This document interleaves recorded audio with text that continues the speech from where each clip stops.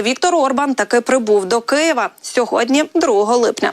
Прем'єр Угорщини вперше за багато років приїхав в Україну. І ось що з цього приводу заявила прес-секретарка Орбана.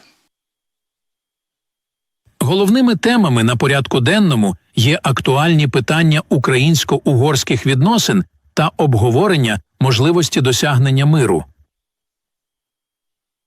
Спочатку кортеж Орбана помітили на вулицях української столиці, коли той прибув до посольства Угорщини в Києві. А от згодом і президент України Володимир Зеленський зустрівся з прем'єром Угорщини. Відомо, що під час візиту до України Орбан проведе і переговори з іншими топ-посадовцями. За повідомленням прес-служби угорського уряду, переговори будуть присвячені можливостям досягнення миру, а також актуальним питанням угорсько-українських двосторонніх відносин. Сам же Орбан пояснив, чому вирішив відвідати Київ так, цитую, «Метою угорського головування є сприяння вирішенню викликів, які стоять перед Європейським Союзом. Тому моя перша поїздка була до Києва». Слід зауважити, що востаннє Орбан бував у Києві у далекому 2012 році. Тоді він зустрічався з екс-президентом Віктором Януковичем. Ані з каденції Порошенка, ані вже за каденції президентства Зеленського угорський прем'єр візитів в Україну не робив. Тож чекаємо на подробиці, адже пам'ятаємо, що Орбан відомий своїми скандальними заявами про війну в Україні. Ну а ще цей політик неодноразово ставив під сумнів суверенітет нашої держави. Крім того, він виступає проти надання Києву військової допомоги. Ну і не забувайте, негативно сприйняв звістку про початок переговорів з Україною про вступ в ЄС. Втім, вчора, 1 липня, розпочалося головування Угорщини в Раді ЄС.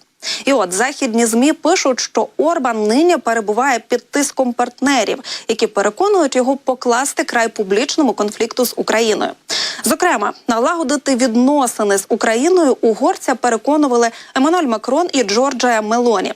До речі, італійська прем'єрка є очільницею групи європейських консерваторів та реформістів, куди прагне потрапити Орбан вже зі своєю партією, щоб мати більший вплив на ухвалення рішень у Європарламенті. Тож, за інформацією у ЗМІ, Мелоні ніби поставила перед Орбаном вимогу засвідчити, що його гарячий конфлікт з Києвом закінчився. І до інших новин. Тим часом влада Нідерландів видала дозвіл на експорт 24 винищувачів F-16. Перші з них незабаром поставлять Україні. Відповідний лист опублікувала Палата представників, а саме Нижня палата парламенту. У листі йдеться, що Амстердам передає Києву 24 винищувачів F-16 і 7 двигунів для цих літаків. Зазначається, що незабаром відбудеться постачання першого літака. В документі зазначили, що у рамках міжнародної коаліції наразі жодних подробиць щодо цієї поставки не надається. Я ж нагадаю, раніше у Міноборони Нідерландів обіцяли поставити першу партію F-16 Україні після завершення літа. Це допоможе перейняти ініціативу в небі над росіянами. Тим часом члени Палати представників Сполучених Штатів Америки закликали Пентагон розширити підготовку українських пілотів на F-16. Група з 15 конгресменів написала відповідного листа міністру оборони США Ллойду Остіну. В ньому йдеться про те, що запит надійшов у критичний момент конфлікту України з Росією. А саме тоді, коли розміщення літаків F-16 потенційно може істотно вплинути на результат цієї війни. Тож вони занепокоєні тим, що до кінця року в Україні буде більше літаків F-16, ніж кваліфікованих пілотів для управління ними. А ця ситуація, кажуть, загрожує підірвати стратегічні переваги, які ці літаки могли б надати Україні.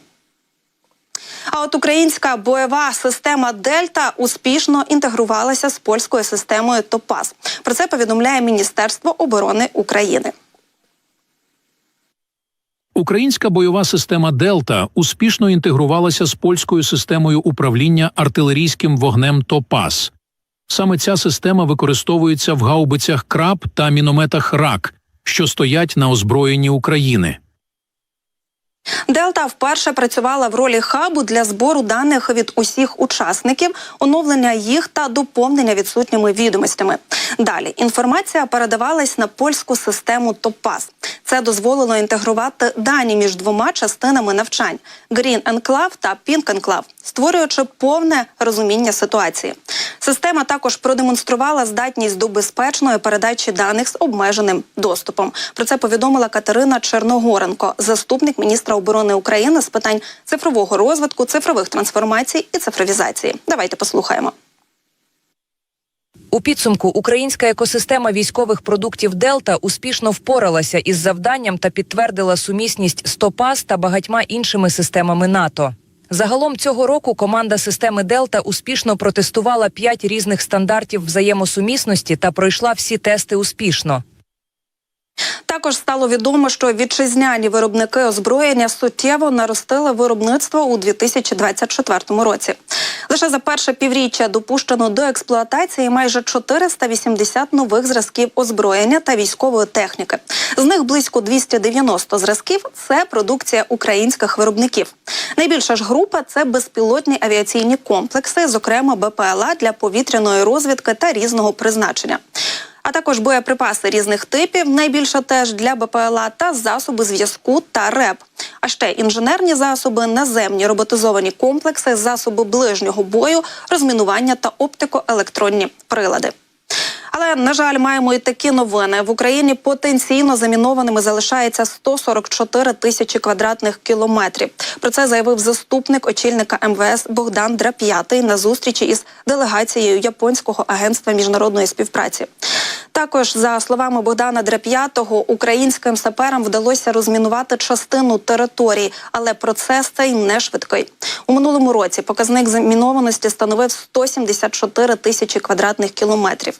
Ну а ще сторони на цій зустрічі обговорили реалізацію проєкту щодо відбудови та модернізації одного з тренінгових центрів ДСНС України.